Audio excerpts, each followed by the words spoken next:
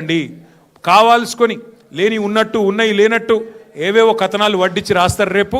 దయచేసి అది కూడా సెలెక్టివ్గా రాస్తారు. కొన్ని మీడియా సంస్థలకే ఇస్తారు, ఎవరికి ఇవ్వాలో వాళ్ళకే ఇస్తారు, వాళ్ళ అస్మదీయులకే ఇస్తారు.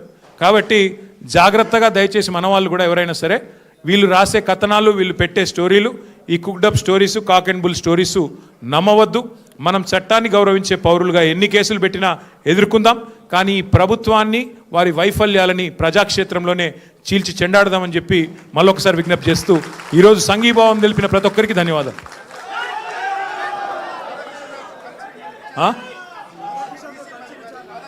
ఇగో మీడియా కథనాల్లో ఎన్ని వాస్తవాలు ఉంటాయంటే ఇగో క్లాసిక్ ఎగ్జాంపుల్. ఆయన ఎవరినో కూర్చోబెట్టి నాతో కలిపి విచారించినట్టు. ఆయన ఎవరు రాని కూడా రాలేదు, మీరు చెప్పేట ఆయన ఆడ లేని కూడా లేడు, ఎవరిని కూర్చోబెట్టలే. గదే అంటున్నా, ఎవరు మనిషి లేడు, ఆడెవరు లేడు. మరి అందుకే అంటున్నా, మీరు మీడియా వాళ్ళు కూడా చూసుకోవాలి. ఎవరితోనో కలిసి కూర్చోబెట్టి నన్ను విచారించినట్ట. పురుగు కూడా లేడు, ఆ పోలీసు వాళ్ళు నేను తప్ప ఆడెవడు లేడు. కాబట్టి ఇటువంటి అన్నీ ఉంటాయి. ఇప్పుడు టీవీలో వచ్చింది ఏంటంటే, ఫస్ట్ మాజీ డీసీపీ రాధాకృష్ణతో కూర్చోబెట్టి ఆ 2 ఫోటోలు మీది ఆయనది పక్కన పెట్టి అదొకటి పెట్టారు. ఆయనది అయిపోయింది ఆఫ్టర్నూన్ 2 తర్వాత. అంటే ప్రభాకర్ రావుని పిలిపించి మళ్ళీ ప్రభాకర్ రావుని మీరు కూర్చోబెట్టి అక్కడ తారక రామారావు తప్ప ఏ రావు లేడు, నేను ఒక్కనే ఉన్నా తప్ప ఎవడు లేడు. అంతే మరి.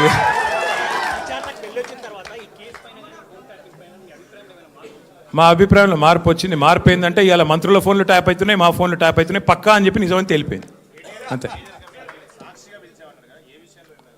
ఇక మరి సాక్షిగా పిలిచినరా, ఈనాడుగా పిలిచిరా నాకైతే తెలియదు. కానీ కాదు సోదరా, వాళ్ళు ఏమేమో అడిగిందే అడుగుడు తప్ప ఏం లేదు, విషయం ఏం లేదు. అడిగిందే అడుగుడు. ఏదో మ్యానుఫ్యాక్చర్డ్ ఒక స్టోరీ మ్యానుఫ్యాక్చర్ చేసి దాన్ని కష్టపడి నిజమని వాళ్ళు ప్రజల్ని భ్రమింపజేసే ప్రయత్నంలో, వాళ్ళ వైఫల్యాల నుంచి ప్రజల దృష్టి మరల్చే ప్రయత్నంలో చాలా బలంగా పోలీసు వ్యవస్థ రేవంత్ రెడ్డి గారిని కాపాడే ప్రయత్నం చేస్తుంది. భయపడేటోళ్ళమైతే టైం అడుగుతుంటాం కదా, భయపడేటోళ్ళమైతే మేము రాము అంటుంటిమి, భయపడేటోళ్ళమైతే కోర్టుకు పోతుంటిమి. నేను సిరిసిల్లలో ఉన్నా, నిన్న విచారణకు ఆదేశించారు 4:30కి. రాత్రికి వచ్చేసిన, రాత్రికి బయలుదేరి వచ్చేసిన. హరీష్ రావు గారు మన సిద్దిపేటలో ఉన్నారు, రాత్రి 10కి ఇస్తే కూడా తెల్లారి వచ్చినాము. మాకు భయం ఉంటే ఎందుకు వస్తాము? Simple logic. ఎనివే మళ్ళొకసారి అందరికీ థ్యాంక్ యూ.